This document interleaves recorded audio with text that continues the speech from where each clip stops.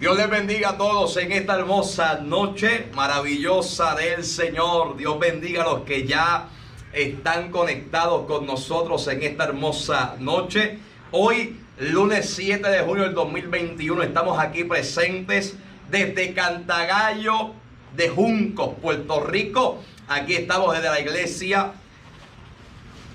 de Dios Incorporado del barrio Cantagallo, aquí en Juncos, con el pastor reverendo Luis Rodríguez Jr., quien es el invitado y anfitrión a la misma vez, ya que el invitado, pero también está en la casa, ¿verdad?, donde él pastorea, ¿verdad?, el templo de Lidy Cantagallo. Así que saludamos a toda la gente que ya está conectada con nosotros, saludamos a toda esa gente hermosa que nos sigue, que puede estar con nosotros en este momento adorando y glorificando al Señor. Y en esta hermosa noche, pues mire, estamos con el tercer episodio de Perspectiva Ministerial. Estamos en el tercer episodio de Perspectiva Ministerial, así que le damos la bienvenida a toda la audiencia, a todos los predicadores, pastores, ministerios que pueden estar conectados en esta hora. Le damos la más cordial bienvenida hasta aquí, este tercer episodio de Perspectiva Ministerial. Si me consiguen una toallita, porque aquí vamos a sudar. Vayan trayéndome aquí una. Pues estamos en vivo, gloria al Señor. Estamos en vivo aquí desde Perspectiva Ministerial, el tercer episodio. Y le damos la más cordial bienvenida. Vaya compartiendo este video, vaya compartiendo esta bendición, ya que estamos arrancando en esta hermosa hora. Así que mire, arranque, conéctese, vaya compartiendo esta bendición en esta hermosa noche, que Perspectiva Ministerial ya está en el aire. Desde Cantagallo, Juncos, estamos con el reverendo Luis Rodríguez Jr. Esperar que él nos dé un saludo en esta hermosa noche. Bien, Dios les bendiga a todos y agradecidos por la oportunidad que Dios nos brinda en esta noche de poder tener al pastor Alexis, ¿verdad?, y su programa en el día de hoy. Invitamos a todos los amigos que puedan estar conectados, que compartan, ¿verdad?, esta transmisión, para que de alguna manera, ¿verdad?, otras personas puedan escuchar. Así que mis respetos, saludos a todos los que se están conectando hasta este momento. Mis respetos para algunos compañeros pastores que también puedan estar conectados. Y nada, bienvenidos a nuestra casa. Bienvenidos a Cantagallo. Y aquí estamos desde el altar. Aquí usted ve la cruz hermosa ahí. Y oiga, estamos estrenando póster, que ni Fernando Morales ni Marshall tuvo póster. Así que Luis, están bendecidos porque estamos estrenando el póster de Perspectiva Ministerial, el conversatorio. Así que mire, estamos estrenando. Así que vaya compartiendo esta bendición en esta noche. Vamos a estar en este tercer episodio, en este conversatorio, con mi hermano y amigo el reverendo Luis Rodríguez Jr. Y estaremos, amados, en un diálogo, ¿verdad? Un diálogo, ¿verdad?, muy jovial, muy de amigos, ya que en este caso, pues, tengo la bendición de poder tener una estrecha amistad con este varón. Y nos conocemos hace algunos añitos, gloria al Señor, y hace tiempo, ¿verdad?, que Dios nos ha unido en una amistad hermosa, y para mí es un privilegio poder estar aquí. Así que mire, estamos en confianza, estamos tranquilos aquí, ¿verdad?, con la confianza que tenemos, ya que, ¿verdad?, pues le conocemos, somos, ¿verdad?, buenos amigos durante, ¿verdad?, fuera del altar y fuera de las cámaras, gloria al Señor, y estamos agradecidos por la amistad, ¿verdad?, que Dios me ha dado con este hombre, con toda su familia, que su esposa está por ahí, la pastora Yeisa, Andrés, su hijo, está por ahí también, y Dios bendiga al equipo de producción que está por ahí bregando, aleluya, en esta hermosa noche. Así que mire, ya vamos a entrar, pero queremos saludar a las personas que ya nos están viendo. Dios bendiga a Miriam Vázquez en la Florida. Dios bendiga a Jessica Díaz. Dios bendiga al pastor Benjamín Rodríguez Benji, allá en Florida. Aleluya, el hermano Gabriel está por ahí. Iris Ortega, Roquecito ya está conectado por ahí. Alabado sea el Señor. Dios bendiga a Omar Osorio allá en Loíza, la gente de Loíza. Un abrazo. Tamara Hernández se conecta. La pastora Sheila Rodríguez desde allá de Oklahoma. Ana Martínez también. Dios te bendiga, Ana y Víctor. Un abrazo para ustedes. Qué bueno que están conectados con nosotros en esta hermosa noche. Así que vaya compartiendo esta bendición para que más vidas puedan ser bendecidas. Amado, es un conversatorio, no es una simple charla entre ministros. Y vamos a estar hablando un tema muy interesante en la noche de hoy, porque el tema, ¿verdad?, pues es un tema o un logo, una frase que esta iglesia ha adoptado, y usted va a descubrir por qué ese hashtag o por qué en todas sus publicaciones está el nombre o está la palabra sobrevivientes. Eso ha sido, ¿verdad?, algo que ha caracterizado esta casa de Cantagallo, y en todos sus posts, en todas sus actividades siempre, ¿verdad?, aparece la palabra sobreviviente. Ahora, muchos desconocen tal vez el por qué, de dónde nace esto, pero hoy vamos a entrar a fondo, ¿verdad? Y hoy queremos dialogar acerca de esto, pero como siempre comenzamos con una pequeña biografía, ¿verdad? Siempre comenzamos con un trasfondo, ¿verdad?, del ministro, y queremos en esta noche, ¿verdad?, comenzar de la misma manera. Gloria al Señor. Con todos ustedes, puede pasar Lenny por ahí, tranquilo. Eso es. Así que, amados, y cuando esté el café, nos avisan que las tazas están aquí ready. Aleluya. Mire, las nuevas tazas de perspectiva ministerial ya están, mire, las tazas de perspectiva ministerial ya están en el aire, ya están estrenando, estamos hoy aquí. Aleluya. Así que, amados, mire, hoy queremos comenzar ya este conversatorio de manera oficial. Así que le damos la más cordial bienvenida a toda la audiencia que está con nosotros en este momento. En esta hora, amados, gloria al Señor, queremos entrar a lo que son las preguntas y el conversatorio con nuestro pastor Luis Rodríguez en esta hermosa noche. Y la primera pregunta sería en esta noche, Luis, para beneficio del público y la audiencia, ¿quién es Luis Rodríguez? Bueno, Luis Rodríguez ha sido un muchacho muy tranquilo, alegre. Siempre he procurado ser lo más tranquilo posible en mi vida. Vengo de una familia pastoral, pero realmente siempre he sido una persona tranquila, una persona que ha creído mucho en Dios por las diferentes experiencias que hemos vivido, y para muchos, pues nada, una persona muy alegre que dentro de todas las cosas que nosotros hacemos, ¿verdad?, tratamos de siempre tener el buen ánimo para sacar también tiempo y disfrutar con las amistades. Así que creo que no hay otra cosa que yo pueda expresar, nada más que una persona tranquila y alegre. Tranquila y alegre. ¿Pastoreando llevas cuánto tiempo? Ahora en julio cumplimos 14 años de ministerio pastoral. 14 años. 14 años. 14 años ya de ministerio pastoral. ¿Estás casado con tu esposa Jason Ortiz? ¿Cuántos años de casado? Tenemos 25 años de casado. 25 años de casado, 2 hijos. Andrés, que es el mayor, tiene 23 años, y Sebastián, que apenas acaba de cumplir sus 18 años. Ya está hecho un hombre ya. Sí, ya no tengo niños pequeños ya.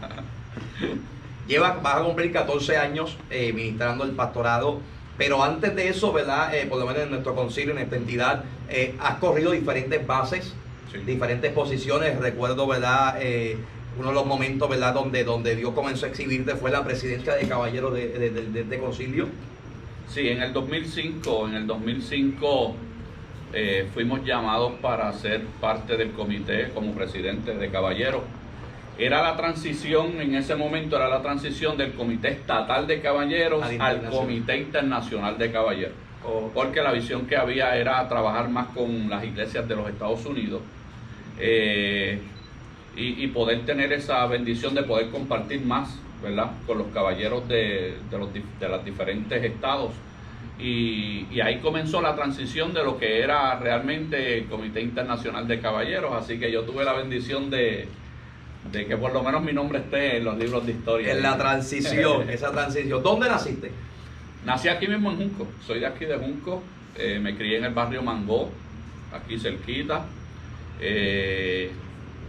Hasta los 27 años que me casé y me mudé a Las Piedras entonces.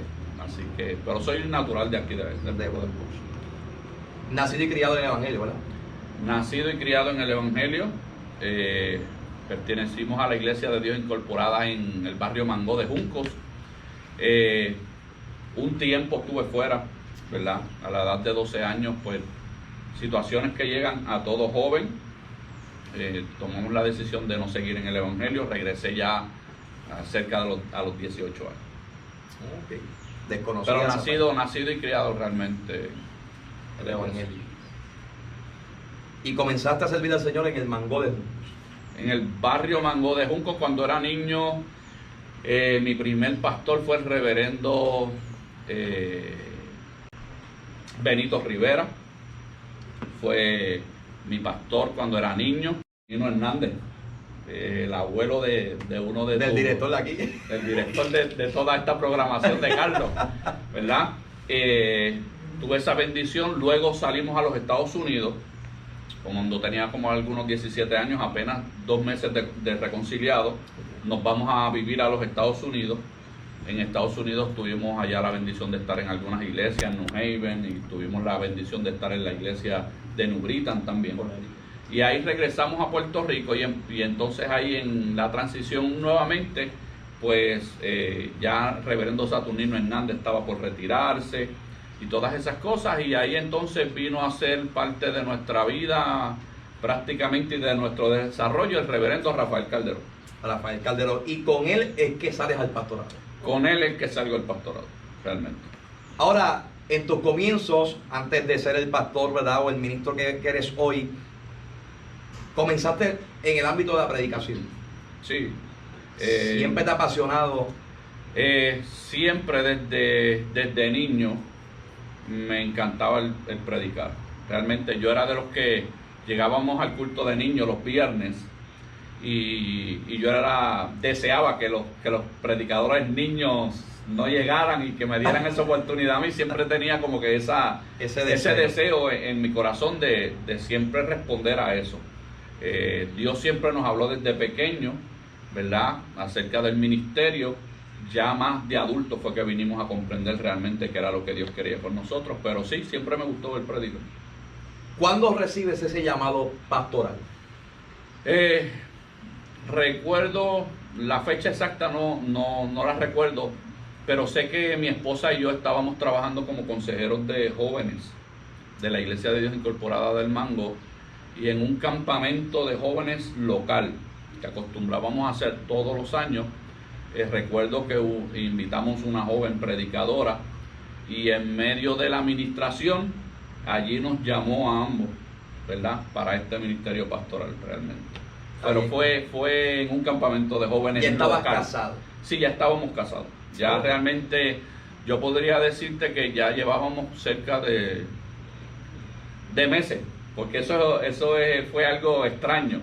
Nosotros nos casamos y creo que a los 4 meses el pastor ya quería que fuéramos los consejeros de jóvenes. Yo estaba en la transición de soltero a ahora entrar al matrimonio, y yo como que no quería que rápido fuéramos consejeros, ¿verdad?, porque queríamos tener la experiencia ya de ese primer año de matrimonio y todo. Pero nada, Saturnino Hernández, la insistencia pues nos llevó a aceptar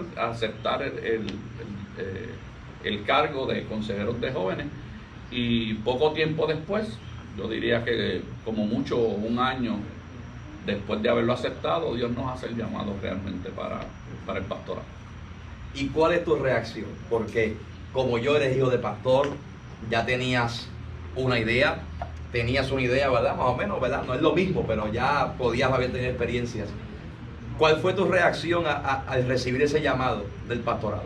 ¿Lo aceptaste rápidamente? La realidad es que cuando el Señor me hace el llamado al ministerio pastoral, yo no lo quise aceptar. Prácticamente estuve alrededor de unos 3 años que yo trataba de huir. No quería aceptar el llamado pastoral.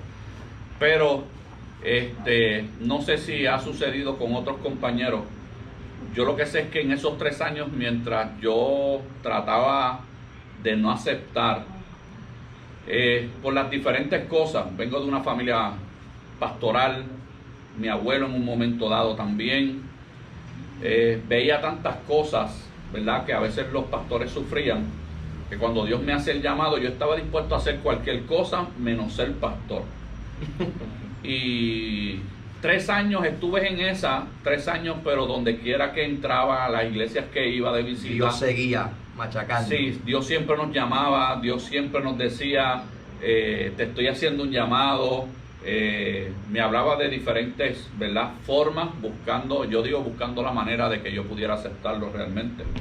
Pero el llamado pastoral realmente no lo acepté como a veces mucha gente piensa, ¿verdad? La realidad es que yo estuve 3 años que no quería saber. Negación. No.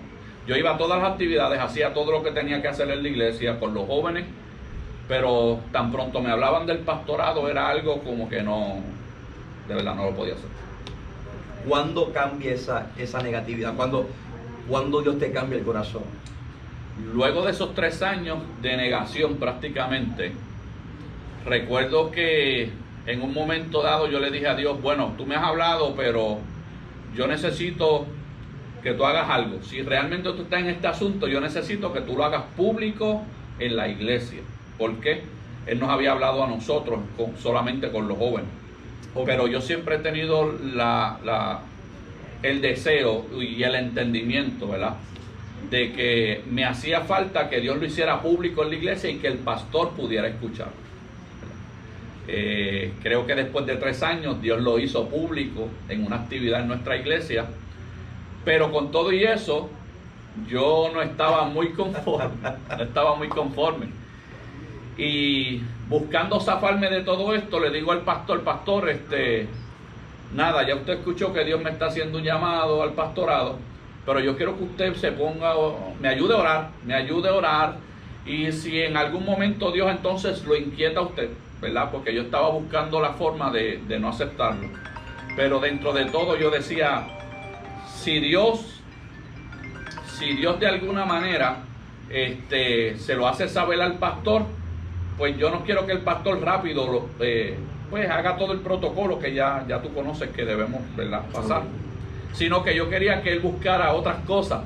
Y cuando hablé con él, cualquier excusa, que a lo mejor no estaba preparado, que a lo mejor montón de cosas, pero no hice nada más que decirle eso. Yo creo que no pasaron ni 2 semanas cuando el pastor aparece con la documentación que teníamos que llenar, y me dijo, tienes 2 días para llenarlo, porque yo no voy a orar más a Dios, porque esto ya está y se acabó. Estoy buscando alguna manera de zafarte, pero no. Al contrario, lo que hizo fue más acercarte al cumplimiento de lo que Dios te había hablado. Ahora, es interesante esto, porque dentro del ministerio pastoral, dentro de lo que es el llamado de Dios, eso que tú estabas esperando, y eso que tú buscabas, esa confirmación pública con la gente que te conoce, que es en tu casa, porque nadie nos conoce mejor que nuestra propia iglesia, donde perseveramos, donde crecimos. Y yo siempre he dicho que el ministerio pastoral debe ser respaldado por 3 cosas importantes. Número 1, el respaldo de Dios. El llamado tiene que ser del cielo. Amén.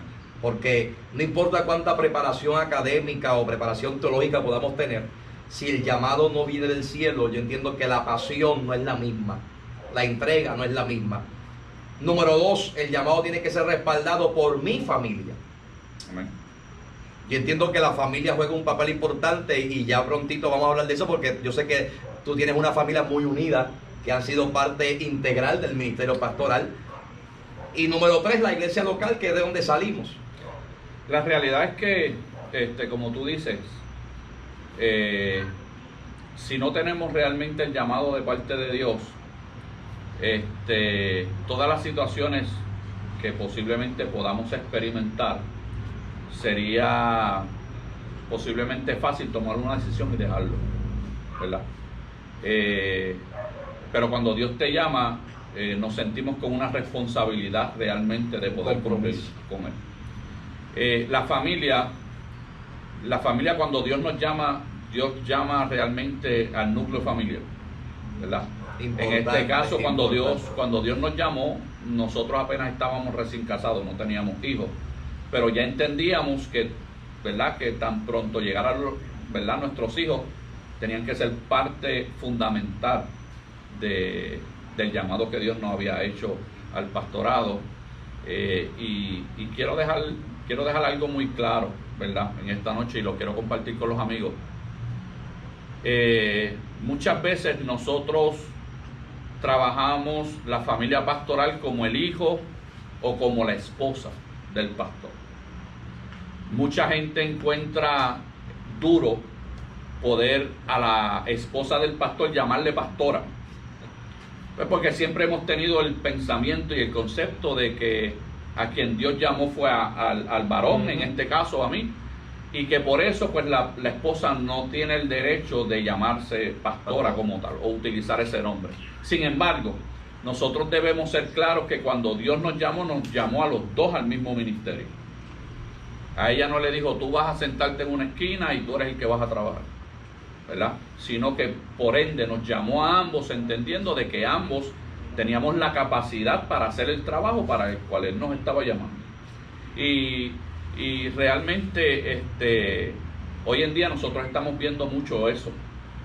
Venimos de un tiempo, y con todo el respeto lo digo, pero cuando nosotros nos criábamos, la esposa del pastor simplemente estaba sentada en una esquina. La esposa del pastor era simplemente un miembro más de la iglesia. Muchas veces ni siquiera se le llamaba a la esposa del pastor. La hermana fulana, la hermana fulana. La hermana fulana participaba solamente cuando las damas le daban una parte que posiblemente era de 1,100 alguna participación. Una vez cada 3 meses. Posiblemente, realmente. Pero nos ha tocado vivir un tiempo donde el rol de nuestras esposas ha venido a ser muy importante en nuestro desarrollo, ¿verdad? Y aunque yo sé que mucha gente posiblemente no lo piense de la misma manera, ni lo vea desde la misma manera, yo siempre digo, y donde quiera que me paro, lo establezco. Parte fundamental de mi desarrollo como pastor lo tengo gracias a mi esposa. Estoy sumamente de acuerdo contigo. Estoy de acuerdo contigo porque el rol de la pastora en este tiempo, esa mujer que Dios ha puesto a nuestro lado, es muy crucial. La gente si supiera que tras bastidores hacen a veces hasta más que nosotros. Son las que más carga llevan, son las que, ¿verdad?, detrás de las cámaras. Nosotros estamos siempre en el altar, la gente nos mira, nos observa, y siempre hay algo peculiar que siempre cuando hablo de mi esposa lo digo, porque la gente está acostumbrada a ver a Alexis que canta, que ministra, que predica, y la gente se goza y aquello y lo otro, pero sin embargo la que tiene que soportar al que se frustra, al que se enoja de vez en cuando, al que se siente débil de vez en cuando, es ella. Eso la gente no lo ve porque nosotros estamos en el altar. Ahora, lo que pasa de cuando no estamos en este altar son cosas muy distintas. No, y que usualmente las personas a veces tienen este mal concepto de que el pastor llega, se sienta 1:30, 2 horas en el altar y eso es lo único que él hace durante el día.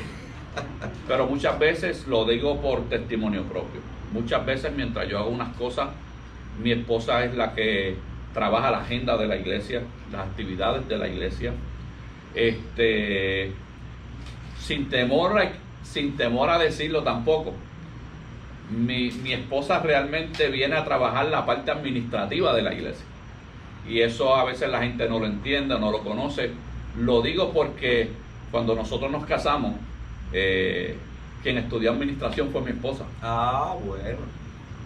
Entonces, ya nosotros entrando al plano de iglesia como tal, y los trabajos que hay que hacer, realmente quien me da mucha ayuda en la parte administrativa es ella, la que conoce los números, la que sabe a dónde movemos esto, todas esas cosas realmente las hace ella. Por eso te digo que la perspectiva que siempre hemos tenido de la esposa del pastor ha sido un rol de estar sentada en una esquina. Nosotros hemos entrado en una dinámica maravillosa, gloriosa, donde cada cual hemos entendido nuestros fuertes y nuestras debilidades, nuestras fortalezas y debilidades, y en base a eso las trabajamos juntos, ¿verdad?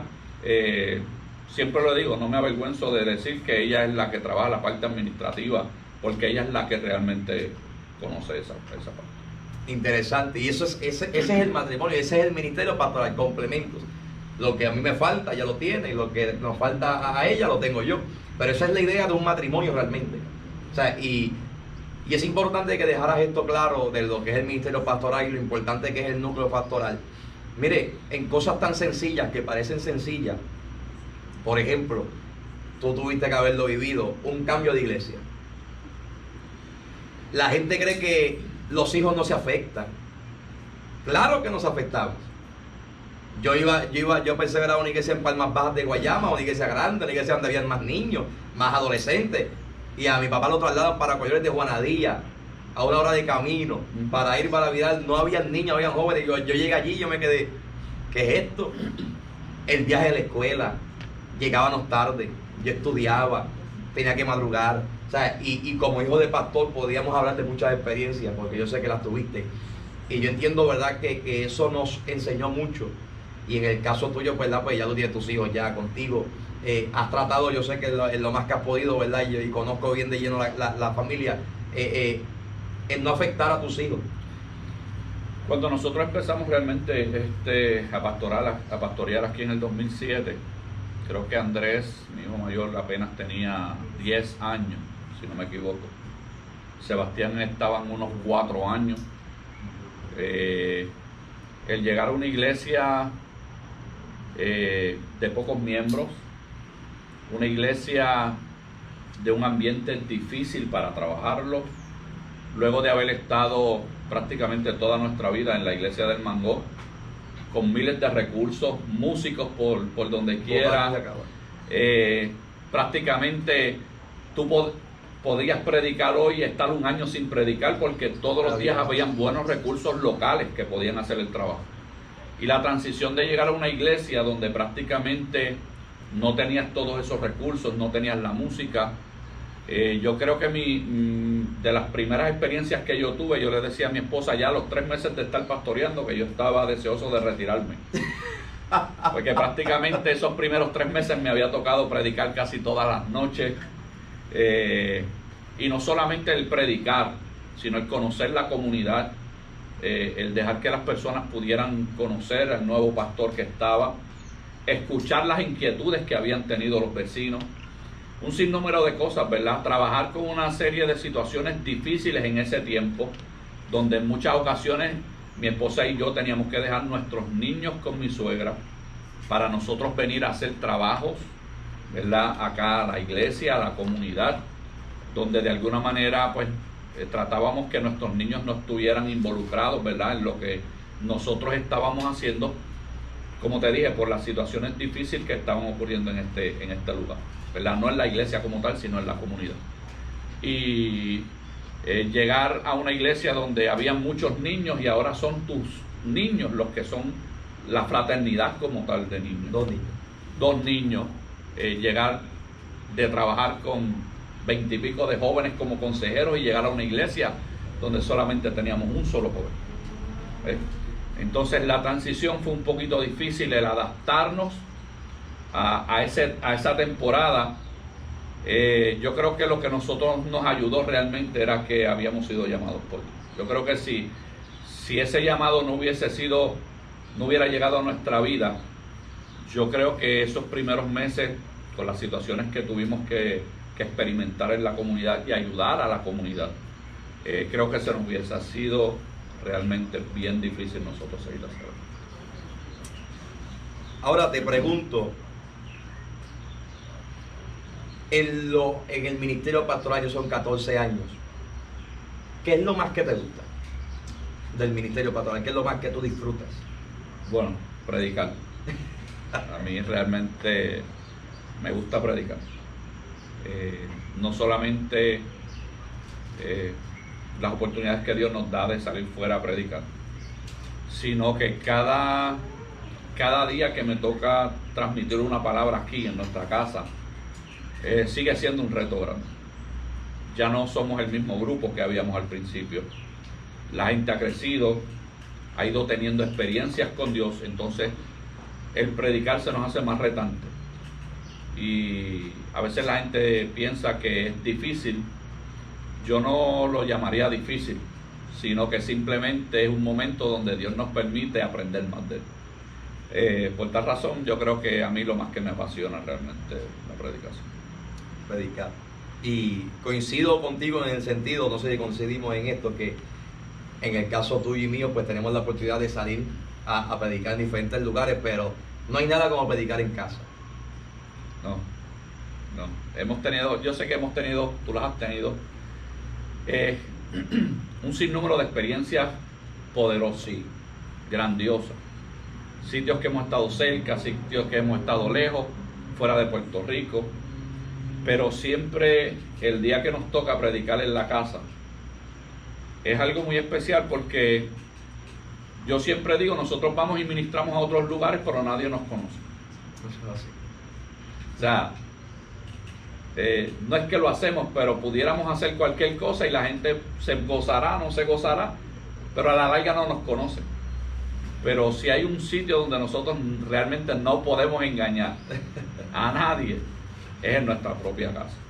Y yo siempre digo que el trato que Dios tiene con nuestras casas, ¿verdad? Con la iglesia que tú pastoreas, la que yo pastoreo, Dios siempre tiene algo típico y especial. Y yo en un momento dado le preguntaba al Señor por qué yo no podía predicar aquí como lo hacía en otros lugares.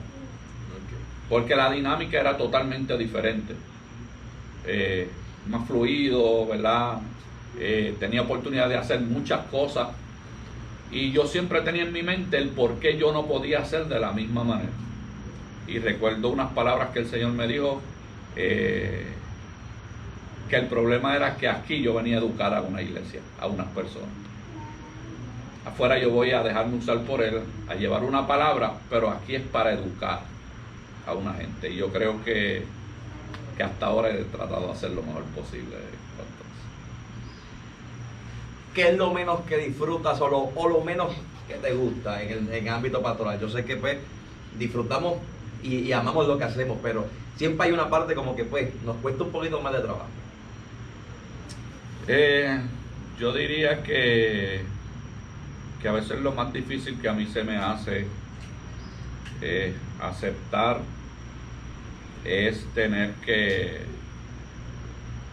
posiblemente llamar la atención a la gente, llegar a un punto de dar disciplina, ¿verdad? Tratar de tener ese diálogo con la gente, porque tristemente tenemos que decir que a veces escuchamos tantas excusas pastoralmente, ¿verdad? Escuchamos tantas excusas que a veces ya uno no sabe ni qué pensar de ellas, ¿verdad? Y se me hace, no lo niego, se me hace difícil tratar de llegar a ese tipo de personas para querer volver a escuchar posiblemente las mismas excusas. Creo que eso es lo más duro para mí, de verdad que sí. Ahora, si miras este tiempo que nos ha tocado vivir, te criaste en el Mango de Junco, un tiempo diferente, un estilo diferente. Estamos en el 2021. De esta generación, si eres un pastor joven, comenzaste en ministerio joven, ¿qué tú puedes decir? ¿Qué tú puedes decir que miras ahora y dices que te dé tranquilidad, que tú digas, estamos bien, el evangelio está bien por esto? Bueno, que me dé tranquilidad. ¿Qué tú observas en esta generación y dices, bueno?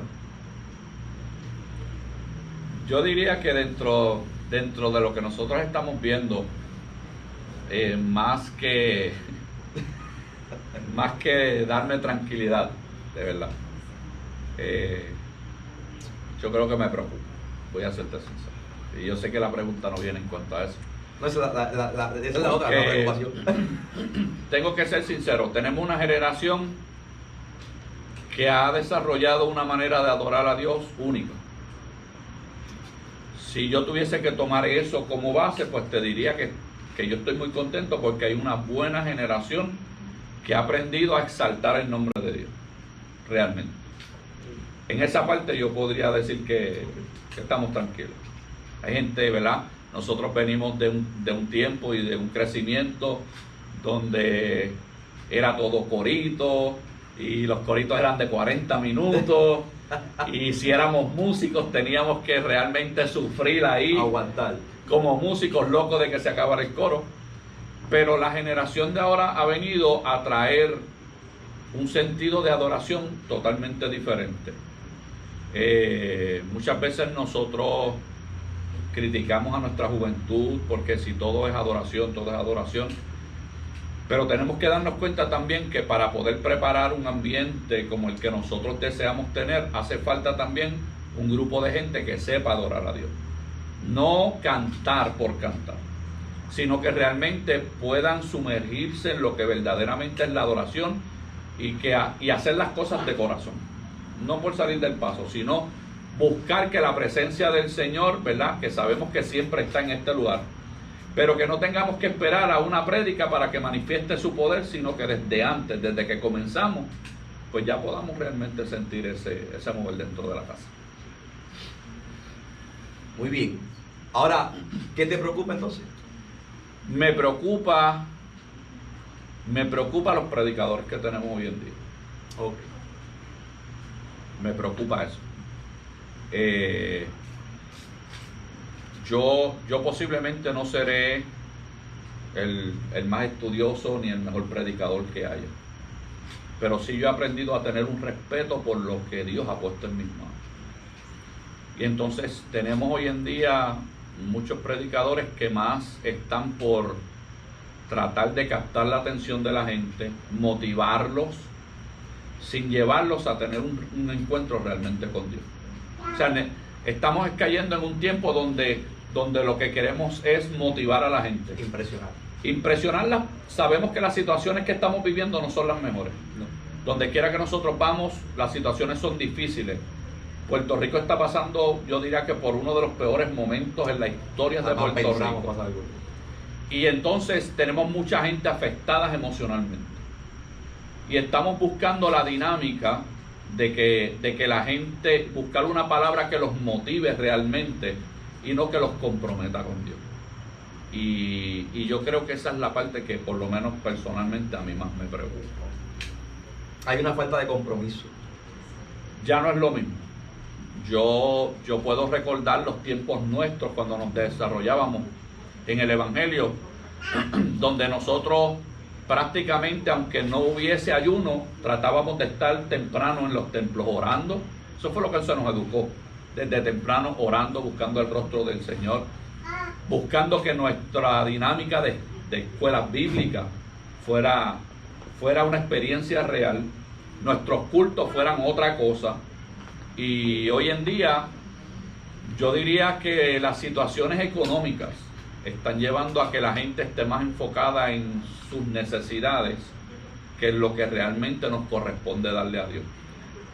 Una frase que yo utilizo mucho aquí en la casa es que las cosas de Dios son gratuitas.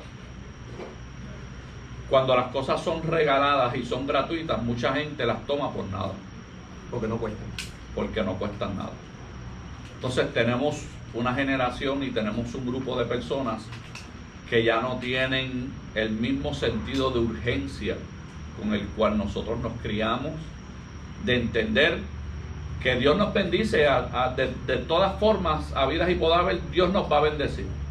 Pero tiene que haber en nosotros un compromiso real con el Señor. Por eso es que la Biblia siempre nos invita a que primeramente busquemos el reino de Dios y su justicia. Las demás cosas van a ser añadidas. Pero hoy en día estamos buscando más las cosas que nos hacen falta. Realmente dejando entonces a Dios a un lado y que tenga misericordia realmente de cada uno. Comparto la preocupación, ya que entendemos que esta generación en este tiempo necesitamos. Siempre digo a la iglesia allá en Buenavista, digo, nuestra generación necesita manifestación de Dios. La oración ha cambiado. La oración es para pedir. Necesito aquello. Ahora, cuando yo escucho, a veces usted sabe que se da la dinámica de la gente, orar en voz alta, y usted se pone a analizar las oraciones de la gente y usted dice, todo es material. Todas las peticiones, lo que piden a Dios es material. Ya no se escucha oración por los dones del Espíritu. No se escucha por el bautismo del Espíritu Santo. Recuerdo que antes habían hasta cultos dedicados a eso, que era que a lo último de la meditación caían 4 o 5 danzando que nunca habían danzado. Y se hacía una invitación constantemente a que los jóvenes recibieran la manifestación del Espíritu. Una de las cosas que estoy viendo en este tiempo, y verdad, es que tenemos mucha gente que está tratando de traer más emoción a nuestros cultos que cualquier otra cosa. sea, estamos moviéndonos y el hecho de que Dios trabaje con nosotros y ministra nuestra vida, no necesariamente tiene que ser porque yo dance todas las noches y hable lengua todas las noches. Estamos viviendo un tiempo donde la gente lo que le gusta realmente es ese tipo de dinámica de Dios. Conocen solamente al Dios que los puede mover de alguna manera, ¿verdad? Danzar, hablar lengua, pero no han aprendido a conocer el Dios que los va a mantener cuando llegue el momento difícil.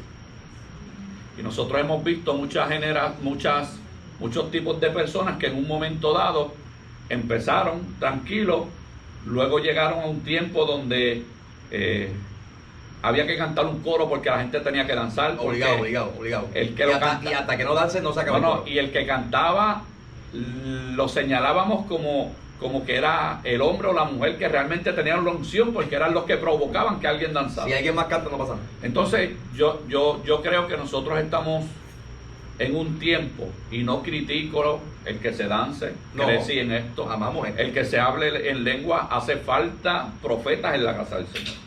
El problema que nosotros tenemos es que hoy en día dependemos de eso para entender que nuestros cultos están buenos. Muy bien.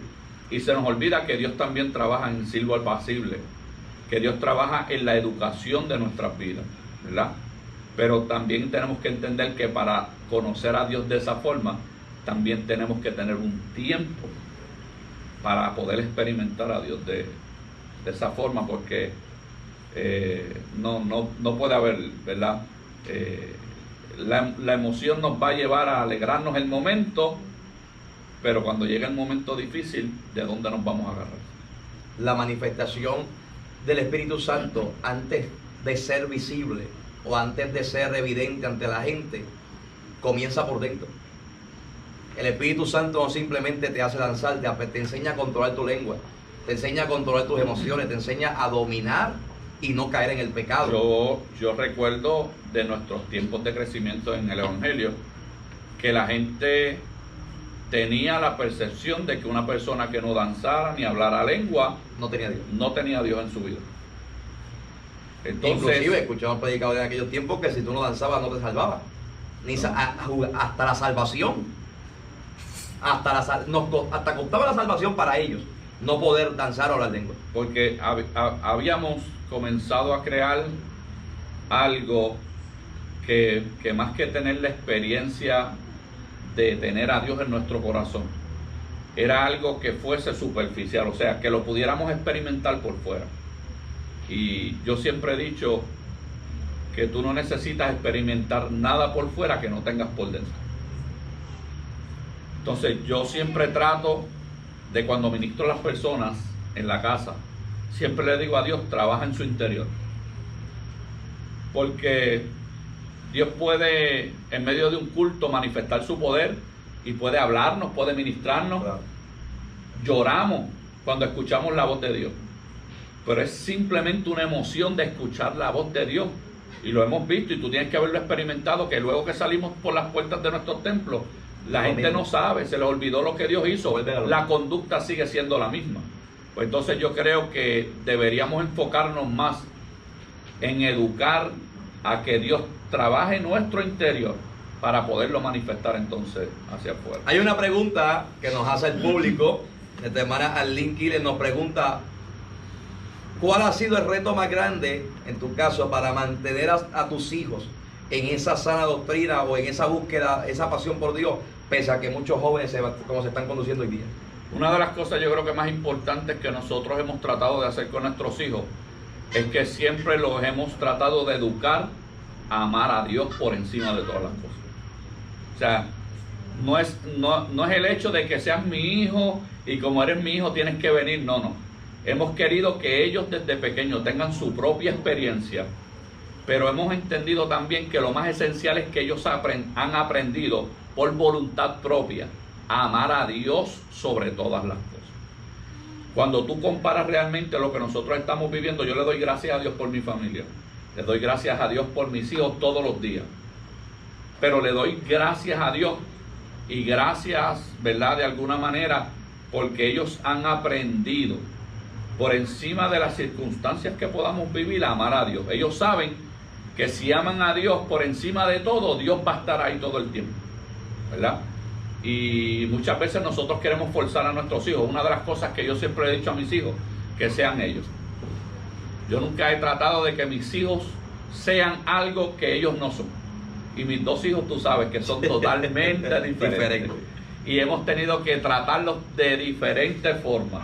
Y para traerlos a la iglesia hemos tenido que trabajar con ambos de diferentes formas. Pero una cosa sí ellos han aprendido, amar a Dios por encima de todas las cosas. Y ser ellos mismos.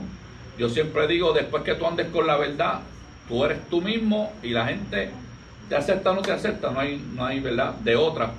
Pero yo creo que una de las bases fundamentales, aparte de eso, es que ellos siempre han visto el sacrificio de mi esposa y mío, orando en nuestras casas, estudiando la palabra. No es yo decirle, háganlo, pero que ellos nunca me hayan visto. Ustedes les pueden preguntar ahora mismo. Me han visto de madrugada, me han visto horas sentado en una computadora trabajando los mensajes. Y yo creo que sobre todas las cosas tener el tiempo para ellos. O sea, que no vean a papá pastor en la iglesia y vean a papá pastor en la casa. ¿Qué casa Aquí yo soy pastor, en casa yo soy papá. Y cuando tengo que hablar con ellos, como líderes que han sido, siempre les digo, hoy les hablo como papá. Cuando hay que decirlo como pastor, le digo, hay que hacerlo como pastor hoy. ¿Verdad? ¿Se paró o está corriendo? ¿Se paró acá? Ok. La confianza que has creado con tus hijos, ¿verdad? Yo soy testigo de eso. La confianza que tienes con ellos es una experiencia, ¿verdad? Inclusive una vez mi esposa y yo pues hablamos con ustedes dos como padres y destacábamos eso, la confianza de que ustedes tienen con sus hijos, y eso nos llamó siempre la atención. Ahora entiendo el punto, ¿verdad? De que ellos puedan aprender a hacer las cosas porque quieren y no porque tienen, sino porque aman a Dios. En mi caso, ¿verdad? Con mi hijo de pastor también, pues, aquellos tiempos fueron un poquito más difíciles. Fueron un momento, ¿verdad? Un poquito más difícil, pero yo vine a tener mi experiencia con Dios a los 17 años aproximadamente, que fue realmente cuando yo comencé a amar a Dios de verdad por mi propia cuenta. Y de ahí en adelante las cosas cambiaron hasta el sol de hoy. Ahora quiero entrar contigo a lo que es el tema que queremos hablar en esta hermosa hora. Y el tema que queremos hablar, ¿verdad?, es que, para los que no sepan, hace 3 años atrás, aproximadamente para el 2017, el día 20 de septiembre de 2017, pasó por Puerto Rico el huracán María, que todos, ¿verdad?, fue un momento trascendental donde todos fuimos afectados de una manera u otra, hablando literalmente, físicamente, espiritualmente, de diferentes formas fuimos afectados. Ahora, estamos aquí. Y aquí donde estamos, esto es el mismo lugar, pero la nueva forma del templo de Cantagallo. ¿Por qué? Porque hace 3 años atrás ustedes perdieron completamente este templo. Fuimos testigos, ¿verdad?, de las fotos. Estuvimos aquí cuando, ¿verdad?, esa pared al frente se había desplomado y vimos todo, ¿verdad?, todo destruido. ¿Qué pasó el 20 de septiembre del 2017? Dios mío, ha sido yo creo que una de las experiencias más difíciles que nosotros hemos tenido en el pastorado. Como todo pastor, siempre en nuestra vida tenemos momentos difíciles. Pero ese día fue algo que nosotros no esperábamos. Nosotros realmente estábamos apenas terminando un jubileo de jóvenes en este lugar. Y nosotros estábamos preparados por la experiencia de Hugo, aunque yo no estuve en Puerto Rico para el tiempo de Hugo, ¿verdad? Teníamos la expectativa de que por lo menos, si perdíamos algo, iba a ser el techo. Era lo que nosotros creíamos. Nos fuimos confiados en que eso era lo más que podía perder. Lo más que podíamos perder. Pero jamás tampoco sabíamos la magnitud, ¿verdad?, del huracán. Yo te diría que tan pronto el huracán terminó, nosotros y tuvimos la oportunidad de salir de nuestras casas, donde primero mi familia, mi esposa y mis 2 hijos, donde primero nosotros quisimos llegar fue aquí. ¿Por qué? Si ustedes miran esta pared, en las afueras de esta pared está la autopista número 30. Y casi todo el mundo que pasaba pues me decía, se fue el techo porque esta pared quedó intacta, ¿verdad? Pero toda esta otra parte pues no se veía, a menos que tú no vinieras acá. Así que todo el mundo que pasaba me decía, el templo está de pie, lo único que creo que perdiste fueron algunas ventanas que estaban en este sitio y el techo, realmente.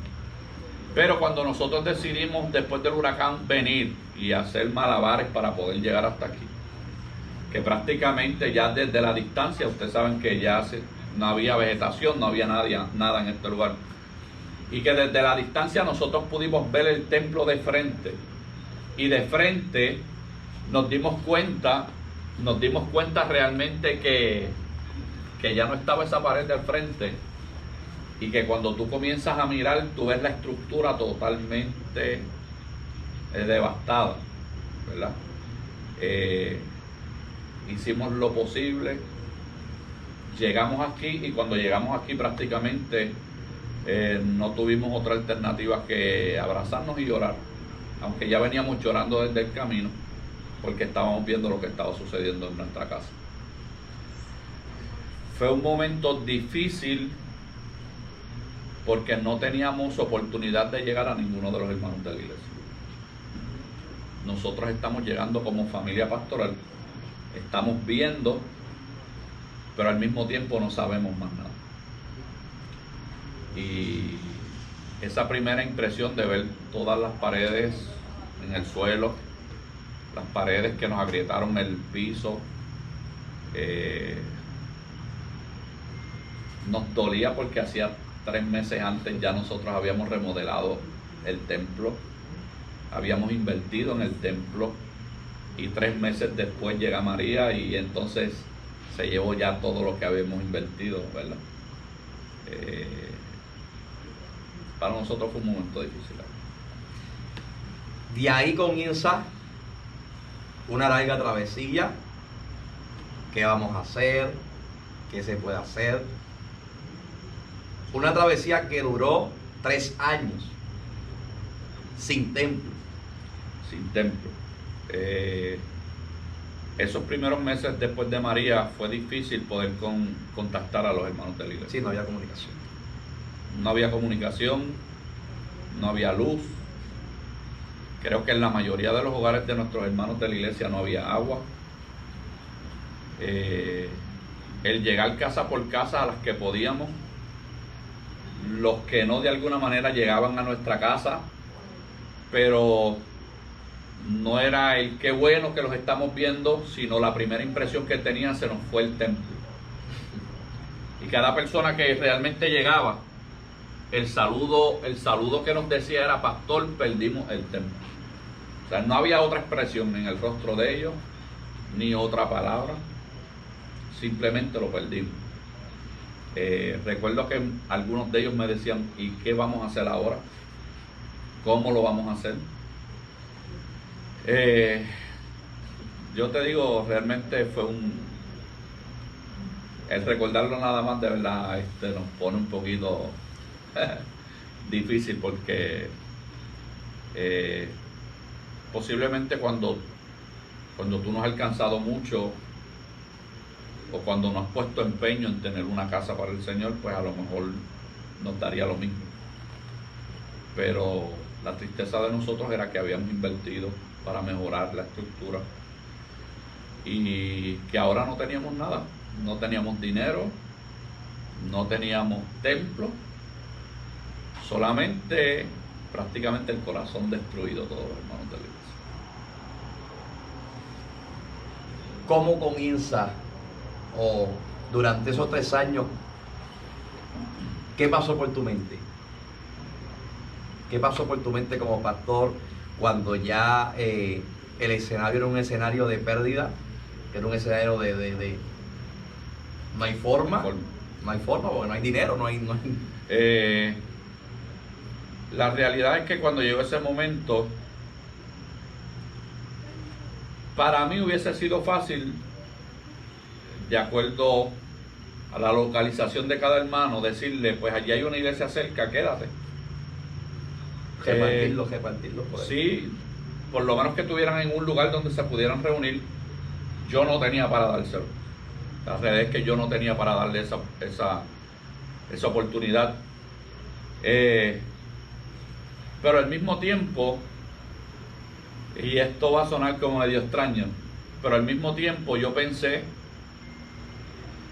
en los 40 años de fundación de este sitio, pensé en las veces que tuvimos que trabajar con personas que de alguna manera los brujos nos hacían muchos trabajos en este sitio, y verlos a ellos envueltos en situaciones difíciles que sabíamos y conocíamos que eran trabajos que el enemigo había hecho, que los brujos habían trabajado para ellos. El pensar, el simplemente hecho de imaginarme a ese tipo de personas burlándose, el decir, logramos sacarlos de ahí, para mí era inconcebible. Yo no lo quería aceptar. Esa era tu gasolina. Yo decía, es que no, todo lo que hemos vivido, todo lo que hemos pasado, Lo que Dios ha hablado. lo que Dios nos ha hablado, el grupo de hermanos que teníamos, que habíamos logrado alcanzar, que habían llegado prácticamente todos los hermanos, excepto una familia, eran todos nuevos aquí. Nos tenía un momento difícil. Y aunque yo decía, no sé cómo lo voy a hacer, pero hay que hacerlo, pero al mismo tiempo miraba Algo y te empujaba. no teníamos realmente ni siquiera el cómo empezar. Se comienza a buscar la manera de trabajar. Lamentablemente muchas puertas se cierran, pero Dios mueve las fichas para de alguna forma llegar, no buscarlo tú, sino llegan donde ti. Tuvimos que empezar realmente organizando nuevamente nuestras reuniones de culto. Tuvimos que empezar a utilizar los hogares de los hermanos. Fueron 3 años prácticamente En los hogares. en los hogares. Llegó un momento dado que a principios cargábamos equipo de sonido, pero ya llegó un punto en que Ya no, cansa. físicamente nos agotaba, no teníamos los vehículos para poderlo hacer, no podíamos hacer actividades, no se podía hacer nada porque realmente no estábamos claros todavía de qué iba a pasar. Fueron 3 años donde yo creo que Dios utilizó el tiempo para que nuestra iglesia se uniera más que nunca. O sea, ya no era una cuestión de llegar aquí, de que aquí pues se acabó el culto y nos vemos. Ya era una cuestión de que en cada casa, cada culto, cada escuela bíblica, las hermanas de las casas se encargaban de hacer algo, y ya era una cuestión de que se acababa el culto y nos quedábamos. Compartir. El compartir. Ya no era una cuestión de que nos vamos rápido. En ese tiempo aprendimos a conocernos más, aprendimos a compenetrarnos más, aprendimos a sacrificarnos más los unos por los otros. Yo creo que esos 3 años, más que la pérdida, nos ayudó a que la iglesia hoy nosotros podamos llamar la casa de regocijo realmente. Y la llamamos porque hemos visto cómo Dios ha provocado en nuestros corazones la manera de compartir. Ya nosotros no somos una iglesia, ya nosotros nos consideramos una familia. Porque lloramos, reímos, compartíamos más de lo usual, no dábamos tantos cultos como antes, habíamos que reformar los días de culto, que son los que se han mantenido hasta el día de hoy.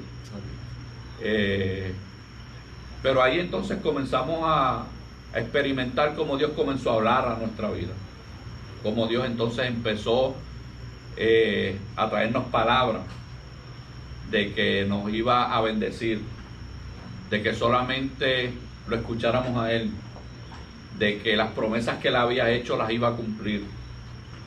Y yo creo que en ese tiempo pues comenzamos entonces nosotros más que todo a hacer la parte que nos correspondía. No teníamos oportunidad de hacer muchas actividades tampoco, ni nada por el estilo, pero Dios comenzó a hacer lo justo para cada uno de nosotros. Como pastor, ¿cómo tú lograbas o tratabas, intentabas mantener el ánimo de la iglesia?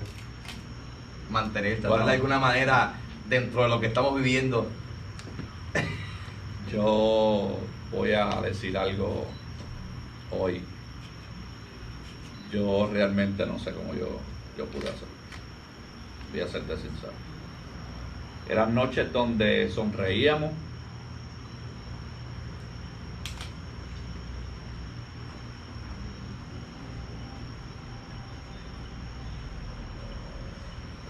Y eran noches donde tenía que llegar a la casa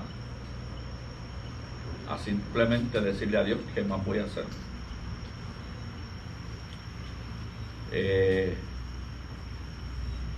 La iglesia estaba contenta, pero humanamente yo no me sentía, aunque les predicaba,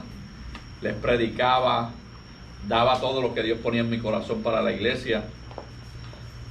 Pero al final yo llegaba a mi casa y yo le decía a Dios, no sé cómo lo estoy haciendo. Y al día de hoy te tengo que decir, no sé.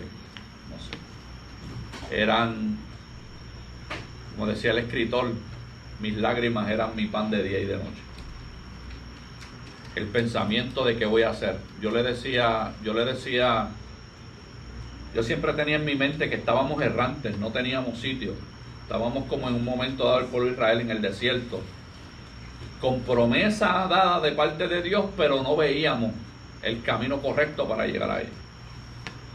Y siempre le digo a Dios que gracias, porque la realidad es que su misericordia fue la que de alguna manera me ayudó de alguna forma a mantener la iglesia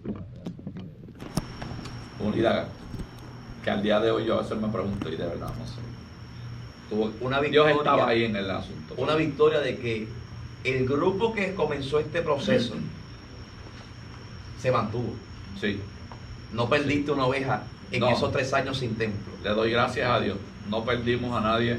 Al contrario, yo creo que siguieron llegando algunas personas. No, al sol de hoy, pero ese grupito que comenzó, que estaba, nadie desertó, nadie. No, ese grupo se mantuvo ahí, fiel. Yo digo que fiel, yo creo que ellos eran los más que me daban ánimo.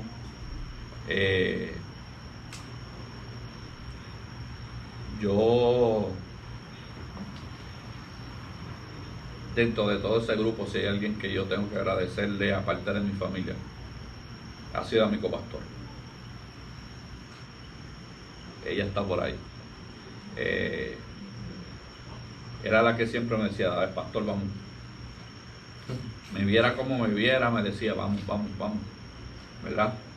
Y a veces yo le comentaba algunas cosas y ella siempre me decía la misma frase, vamos. Yo creo que sin el grupo que teníamos, y yo voy a decir más, yo creo que habría que darle gracias a Dios porque nos permitió transmitir algo fundamental, como te dije al principio, no que sintiéramos a Dios para danzar todas las noches, sino que fuera algo que nos llegara al corazón, porque para los momentos difíciles lo que nos iba a sostener. Yo creo que en esos días no había mucho danzar, pero estábamos ahí. Yo creo que a la iglesia en un momento dado yo le dije, yo llevo como 2 años que no escucho ni a Dios hablar aquí.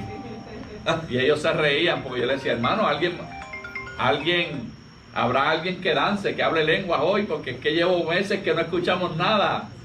Porque realmente el panorama, todo había cambiado. Nuestra manera de dar nuestros cultos había cambiado. Ya no era lo mismo, ya no era.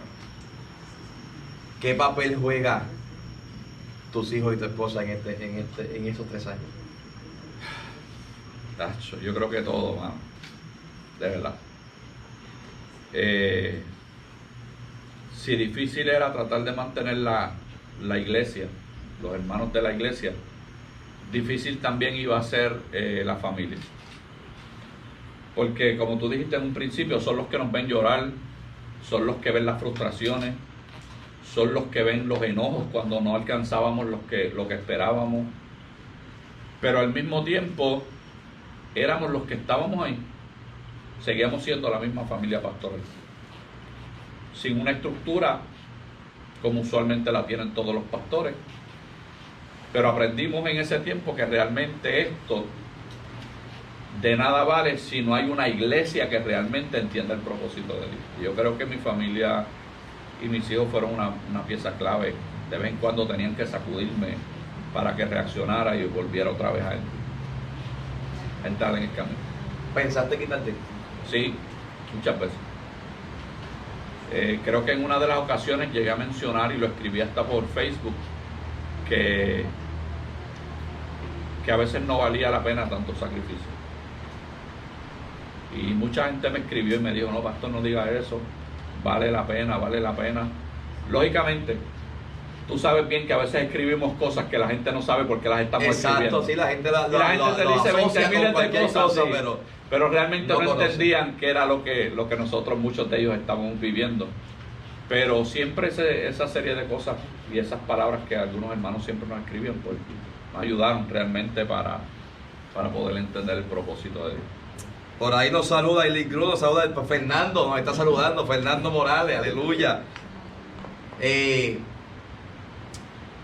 Wow.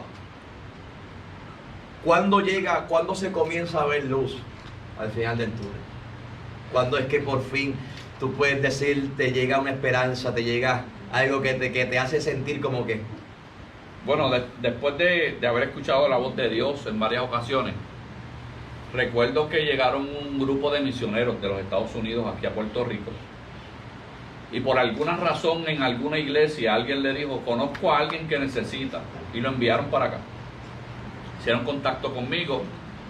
Ellos dijeron, recuerdo que después de haber visto el templo, ellos hicieron un comentario que a mí siempre se me quedó en la mente, y fue que uno de ellos me dijo, ya usted va a ver que las lágrimas de hoy va a ser la bendición del día de mañana.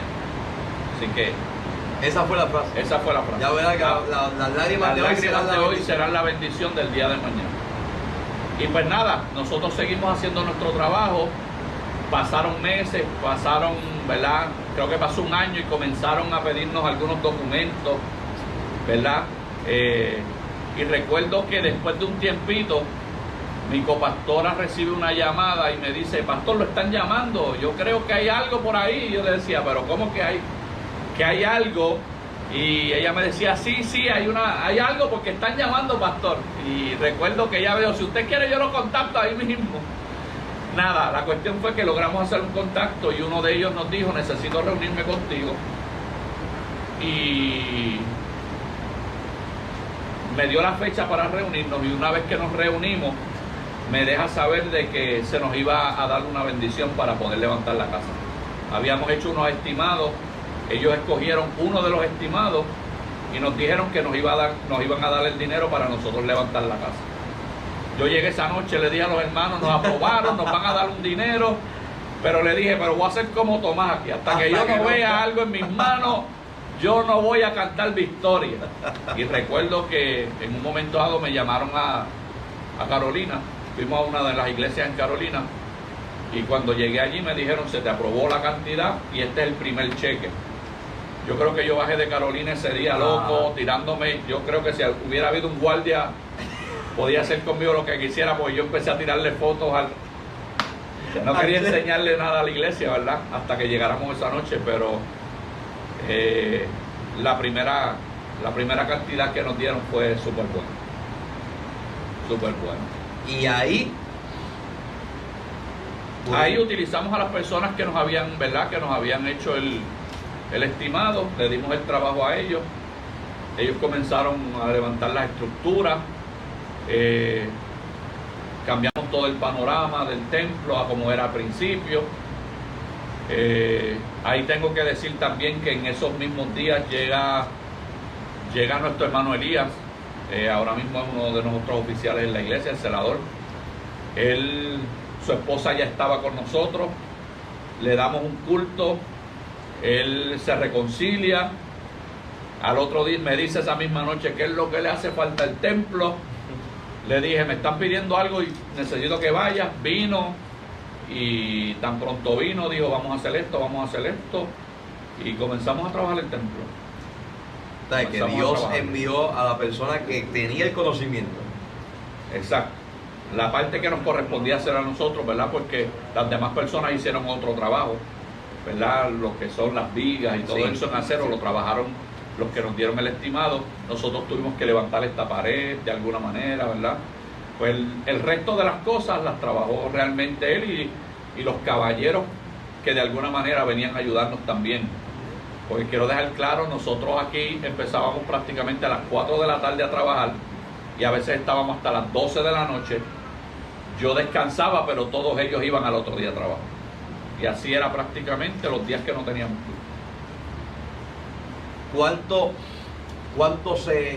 Cuando la iglesia ve esas primeras vigas, cuando la iglesia ve ese primer movimiento, ¿qué dijo la iglesia?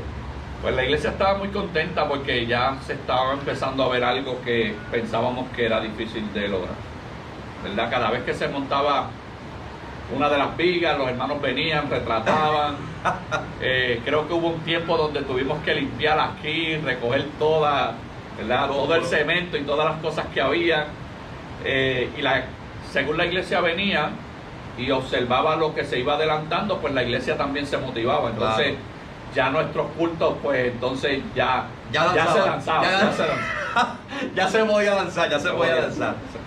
Qué interesante. Ahora, ¿cuánto tiempo se tardó? ¿Cuánto el trabajo, la estructura? ¿Cuánto? Obviamente en ese horario de por la tarde, algunos los días libres. Recuerdo que varios domingos te hablaba contigo. No, estoy acá en el templo, estoy acá. Sí. ¿Cuánto aproximadamente se tardó? Yo creo que nosotros estuvimos como alrededor de 2 años y algo. 2 años. En poderla levantar. Poderla tener casi como la tenemos hasta ahora. Okay. 2 años aproximadamente. Ahora la estructura cambió por completo. Recuerdo, ¿verdad? El altar estaba en la parte de allá, la oficina de la parte de aquí, ¿verdad? Y cuando cambian todo este escenario, ¿verdad? Y cambian todo el diseño de la iglesia. Recuerdo que el año pasado aproximadamente fue la inauguración. Para verano. Sí. Para verano, estuve aquí en la inauguración, recuerdo, y cuando entré por esas puertas y vi ya, ¿verdad? El templo realizado. Podríamos hablar, ¿verdad? Pero estaríamos toda la noche de toda la manera que Dios obró en lo que son los precios, los lugares donde Dios los llevó y ver cómo Dios metió su mano. Sí. Pudiéramos decir fácilmente que Dios... No, yo creo que Dios terminó de completar muchas cosas, porque la mayoría de las cosas, ¿verdad?, que se pueden ver son regaladas.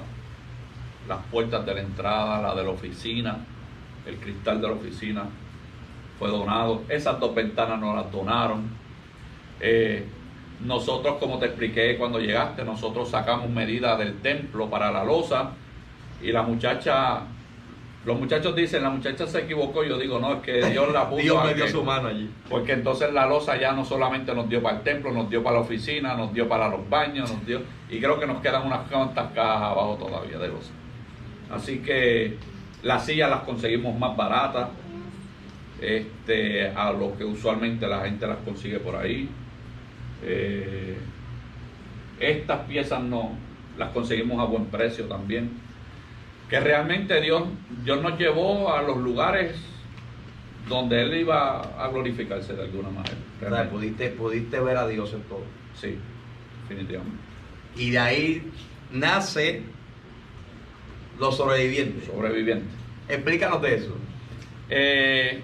Cuando ya nosotros por fin estamos ya aquí en el templo y estamos, ¿verdad?, reuniéndonos y comenzando toda la tarea, yo le decía a los hermanos de la iglesia y algo que yo llevaba en mi corazón, yo siempre le decía a los hermanos, nosotros somos sobrevivientes, ¿verdad?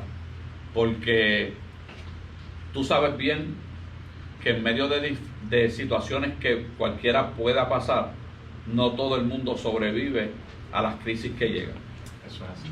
Y yo le doy gracias a Dios porque esta iglesia se fortaleció en un momento de crisis, se unió más en un momento de crisis, y entonces eso nos lleva a llamarnos sobrevivientes, y de ahí en adelante todos los hashtags que yo pongo es sobreviviente, porque entiendo que realmente sobrevivimos a una crisis, porque como tú dijiste al principio, no era el hecho de haber perdido la estructura, era el hecho de que realmente No había económicamente no había forma de nosotros poderlo lograr.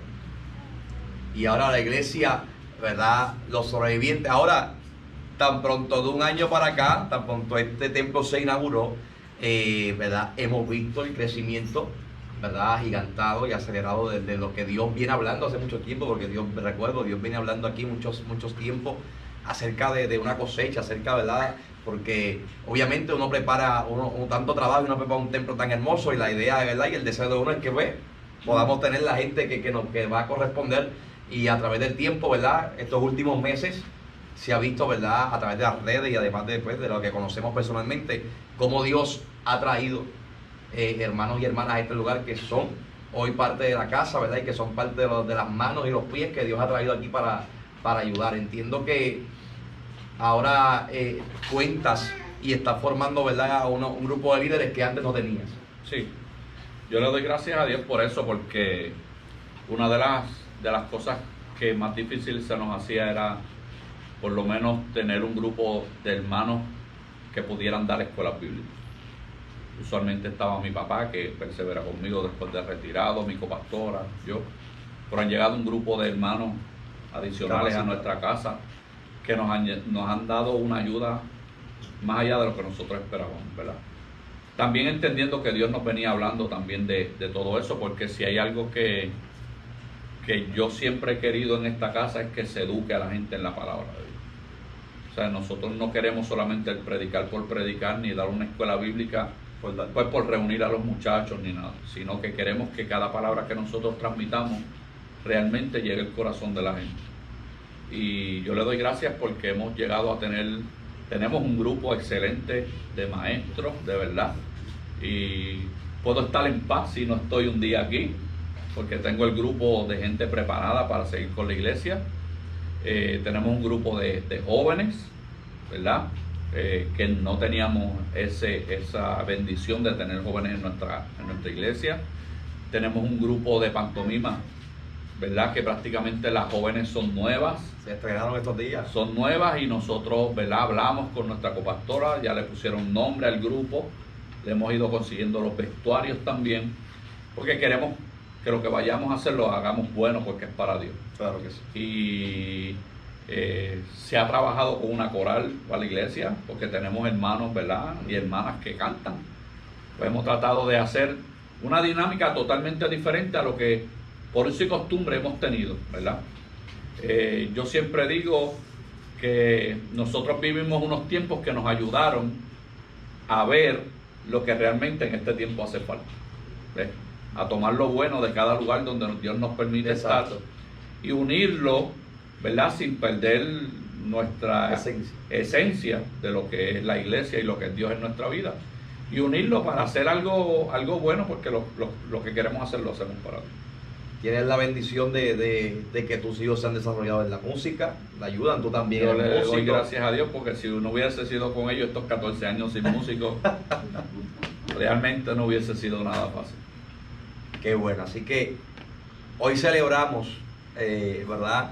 Digo, ya la inauguración fue hace un año, pero hoy celebramos, ¿verdad? Una victoria poderosa de lo que es Lidia Cantagallo Casa de Regocijo. Y el nuevo lugar, ¿verdad? La nueva casa, muy moderna, muy al día. Templo, ¿verdad?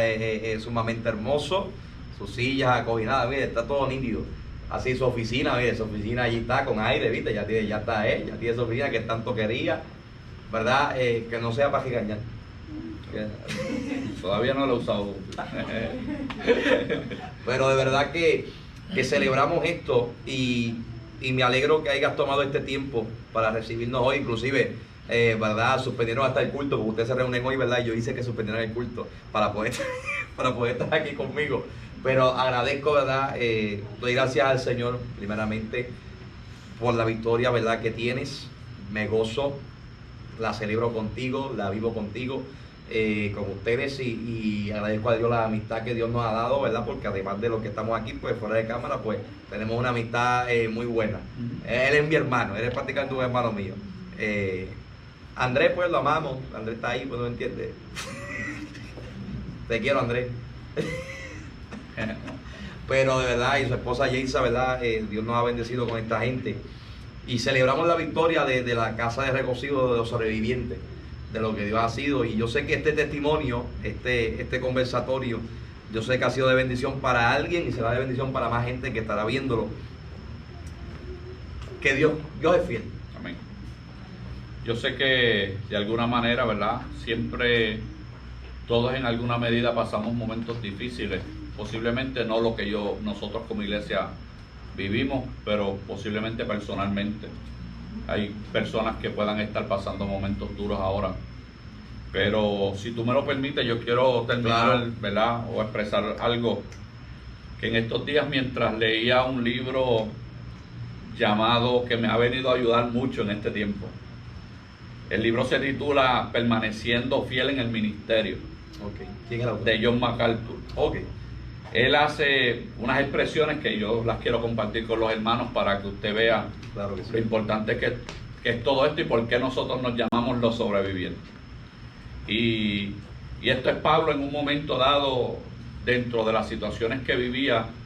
Él hace varias expresiones, y una de las expresiones que hace la encontramos en Romanos capítulo 8, verso 18, que dice: tengo por cierto que las aflicciones del tiempo presente no son comparables con la gloria venidera que en nosotros ha de manifestarse.